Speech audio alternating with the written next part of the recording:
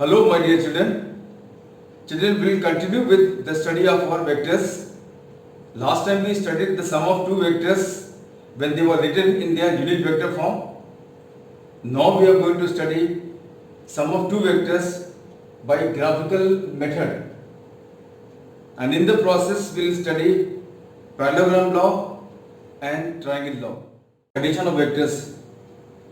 Children, when two adjacent sides, this is the statement of the law, when two adjacent sides of a parallelogram represent two different vectors, when two adjacent sides of parallelogram represents two different vectors, then diagonal of parallelogram through them is their vector sum. So when two adjacent sides of parallelogram represents two different vectors, both in magnitude as well as direction, that is implied. You may or may not write it. So when two adjacent sides of parallelogram represent two different vectors, then diagonal of parallelogram through them, there are two diagonals of parallelogram. One is this and the other one is this. So the diagonal of parallelogram which is through them is their vector sum, both in magnitude as well as direction.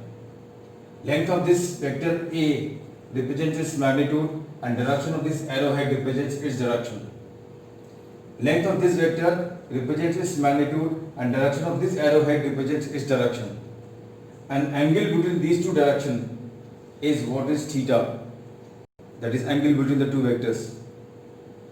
So if A and B are two adjacent sides of parallelogram, then diagonal of parallelogram through them is their vector sum.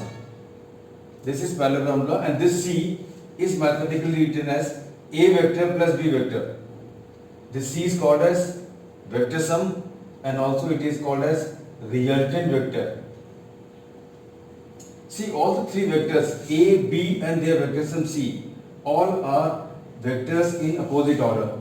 So we have all vectors in this particular law in opposite order. All vectors are in opposite order. Opposite order vectors, you know, or the vectors whose tails are together or their heads are together, and here the tails of all three are all together. But the same law can also be found out by triangle law. Triangle law says that if two adjacent sides of a triangle represents two different vectors, if two adjacent sides of a triangle represent two different vectors in same order, both in magnitude as well as direction, third closing side of triangle in opposite order is their vector sum, both in magnitude as well as direction. That is implied. You may not write this. So if this is side 1 of the triangle and this is second side of the triangle in same order. You know same order vectors. Vectors are said to be in same order when head of one coincides with the tail of other. So A, B are two adjacent sides of triangle in same order. Then third side of the triangle in opposite order is their vector sum. See, these two vectors are in same order and the vector sum is in opposite order. So we have both vectors in same order as well as opposite order vectors in triangle law. We find out sum using triangle law or parallelogram law. We get the same sum. These are two different statements, but the purpose of both the statement is same. That is to find out sum of two vectors. So whether we use triangle law or parallelogram law to find out the vector sum, we get the same vector sum. Let us see triangle law here in parallelogram law. If they are identical, triangle law can be seen here.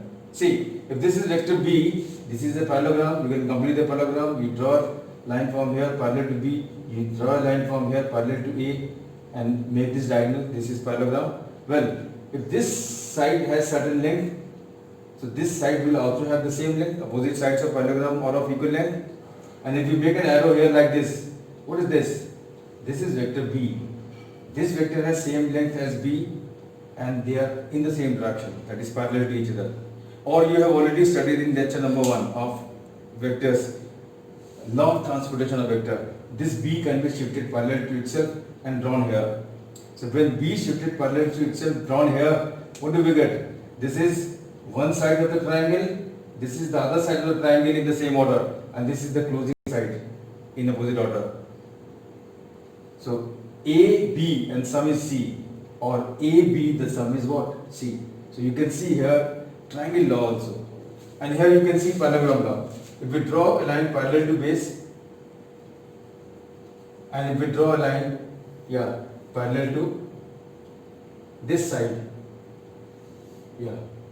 so what do we get? If this is B, if we shift this parallel to itself, it will reach here. It can be shifted parallel to itself. This angle is theta, this is angle between two vectors. So these are two adjacent sides of parallelogram. If it is shifted parallel to this, so these two become the adjacent side of parallelogram. This is their diagonal. So in triangle law we can see parallelogram law. In parallelogram law we can see triangle law. So both the laws are identical, and we can use either of the two laws to find out the sum of any two given vectors. Vectors have infinite possible values. Why? It is simply because of infinite possibilities of direction between two vectors. Till class 10 we study only scalar sum, where 10 plus 10 is always 20, 5 plus 3 is always 8, 10 plus 15 is always 25. But here, if these are vector quantities, if 10 and 10 are vector quantities, there are infinite possible values starting from 0 to say 20. So this vector sum we are finding using triangle and parallelogram law, and let us visualize the resultant, the variation of resultant both in magnitude as well as direction, using triangle law as well as parallelogram law. In both the laws, let us visualize.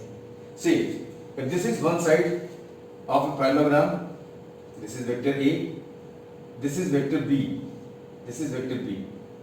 So where is diagonal? The diagonal of the parallelogram would be, the diagonal of the parallelogram would be what? Like this. So this is the length of the vector, this is the length of the resultant, which is greater than both. Now see, if the angle between A and B increases further, if the angle between A and B increases further, this is, now B comes to this point. If B comes here, in that case the parallelogram would be how? The parallelogram would be what? The parallelogram would be like this, and the diagonal would be what? The diagonal would be like this. See the length of the diagonal. The length of the diagonal was this much, now the length is this much. If the angle between the vectors further increases, if the angle between the vector further increases, and say it becomes what? 90 degree. In that case, the parallelogram is going to be what? The parallelogram is going to be like this. And in that case, the diagonal is going to be like this. See, the length of the diagonal is diminishing. If angle between the vector becomes obtuse, say this is vector B, in that case the diagonal, the parallelogram is going to be what? The parallelogram is going to be like this. Say B vector is fixed. I am just changing A vector. This is angle between two vectors now. What is diagonal? Diagonal is C. This is the diagonal. This is the resultant. The resultant length is what? Decreasing. It was this much, then this much, then this much, not this much. And if the angle between the vector further increases, say it increases to this very value. This is vector B. Then the parallelogram is going to be what? The parallelogram is going to be like this. And see the length of diagonal is what? Like this. So what is the length of the diagonal? The length of the diagonal, which was very large, decreases in length, and in this situation the diagonal is of this much of length. Just imagine the length of the diagonal. If these are two vectors, adjacent side of parallelogram, the diagonal would be of this much length, and as the angle between the vector increases, the diagonal now reduces to this much length. As the angle between two vectors increases further, well, the diagonal becomes small in length, and as the angle increases further, this parallelogram is very thin parallelogram, and the length of the diagonal is very small.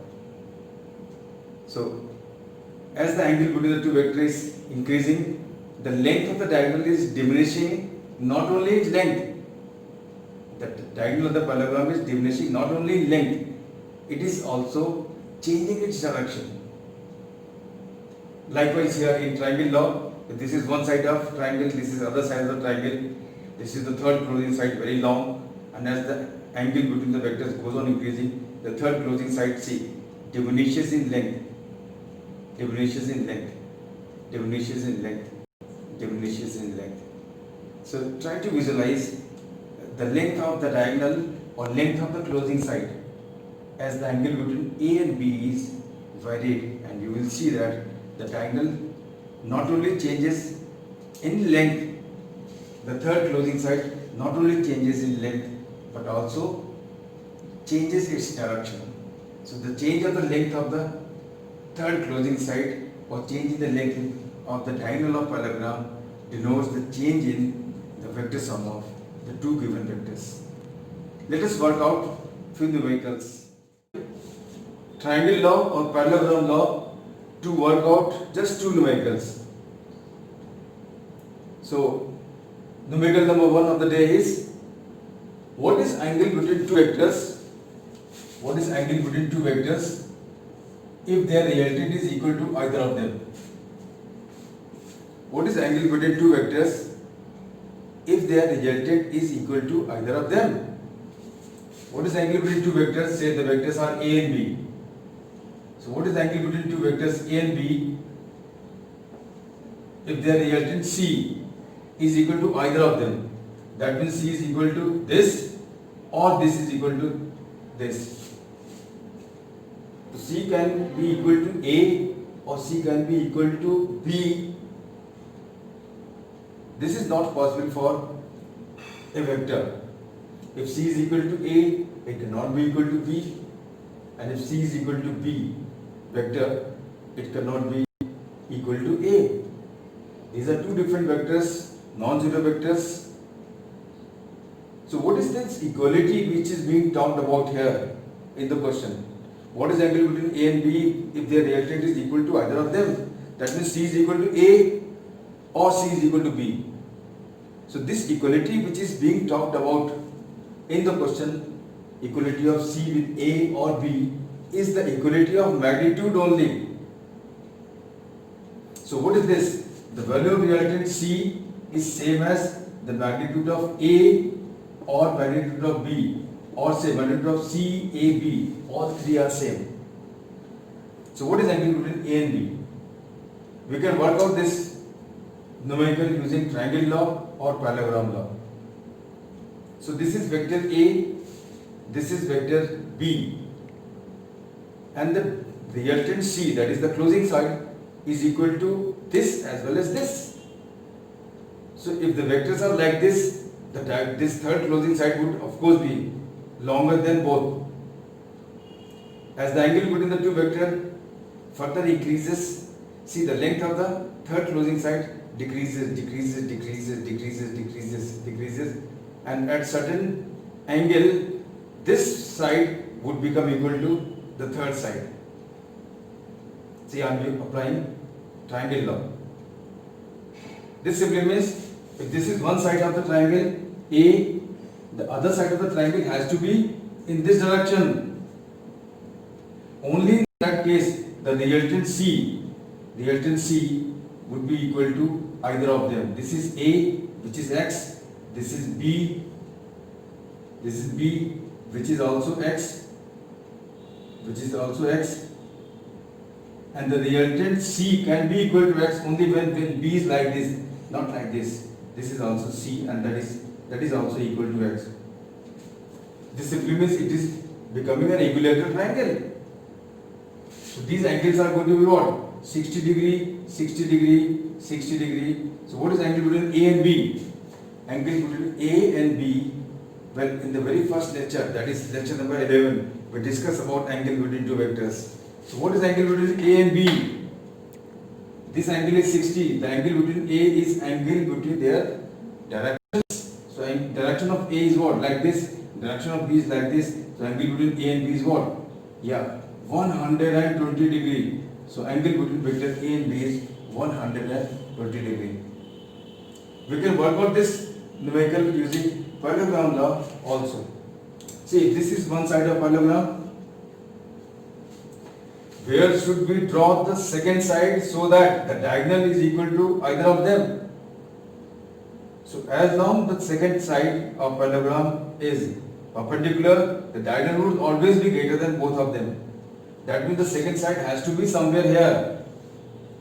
If this is A, if it is B, then the diagonal can be equal to both of them only when this angle is obtuse. When this angle is obtuse. Let us complete the parallelogram. This is also what? X. This is C.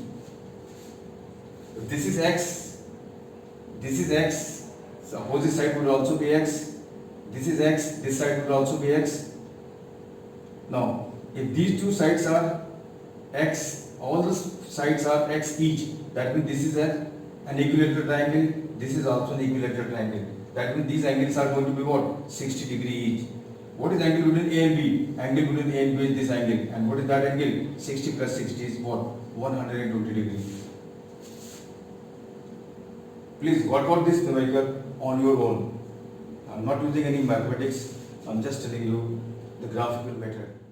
Today, what is angle between A and B? Very interesting question. What is angle between A and B? What is angle between A and B if their resultant is perpendicular to A and is half as long as B? What is angle between A and B? There are two vectors A and B, and we have to find out angle between them. And what is given is their resultant C. Of course, C is what? A vector plus B vector, and this C is perpendicular to A, and C is half as long as B. These are the informations given. So what is angle between A and B? If their resultant is perpendicular to A and is half as long as B. We are going to use triangle law or we can use parallelogram law. Okay, let us do it by parallelogram law. See, if we know one side of parallelogram, if we know the two sides of parallelogram, if we know the two adjacent sides of parallelogram, we can draw its diagonal. If this is one side of parallelogram, this is the other side of parallelogram, we can complete the parallelogram and draw its diagonal. And that diagonal is what? Their vector sum. Now think it other way. If we know one side of the parallelogram and we know its diagonal, can we locate the other side? But what I am telling you is this. If we know one side of parallelogram, we know the other side of parallelogram, we can locate the diagonal. But if we know one side of parallelogram and we know the diagonal, can we locate the other side? Yes, we can. Let us join these heads. Let us draw a line parallel to this direction and let us draw a line parallel to this base, and we are able to locate the second vector. So if two adjacent sides of parallelogram are known to us, we can draw or locate diagonal, and if one side is known, diagonal is known, we can locate the other side. So we are going to do this second part, that is we are going to locate the second vector. This is one side of parallelogram, say A. This is one side of parallelogram, say A. What is angle between A and B if their resultant is perpendicular to A? That means this vector and some other vector B, we have to find out angle between them. And the resultant of A and B, which is not yet known, is perpendicular to A. That means the resultant is like this. This is perpendicular, this is resultant C. What is angle between A and B? If resultant is perpendicular to, if their resultant is perpendicular to A and is half as long as B, so the resultant C is perpendicular to A. So this is one side, this is diagonal, this is resultant, this is diagonal. Now can we locate the other side of parallelogram? Of course we can. Let us join these heads. Let us draw a line parallel to this base, and let us draw a line parallel to this side. If we draw a line parallel to this side, so this is vector B, we have located. This is A, this is B and this is C. The resultant is perpendicular to A. This angle is 90 degree. So this is one side, this is diagonal, this is the other side of the parallelogram. We have located B and we are supposed to tell the angle between A and B, the angle between A and B. So we need to know this angle. If we know this angle, we can work out this total angle between A and B. Now what is this angle alpha? The other information is what? C is half as long as B. So this is a right angle triangle. What is this tangent of alpha? Cos of alpha, not tangent. What is cos of alpha? Cos of alpha is going to be, in this right angle triangle, cos of alpha is going to be base upon hypotenuse. Base is what? C, hypotenuse is what? B. C is half as long as B. This B cancels out. What do we get? Cos of alpha. We get cos of alpha as 1 by 2. That means alpha is equal to what? 60 degree. That means this angle is what? 60 degree. So what is the angle between A and B? Angle between A and B is 60 plus 90, and that is what is 150 degree. This is the angle between vector A and B. So children, try to work out this question in your own way. You might have some other method. This is one of the methods I have tried to explain you. So with this we come to the end of today's class. Thank you very much and God bless you all.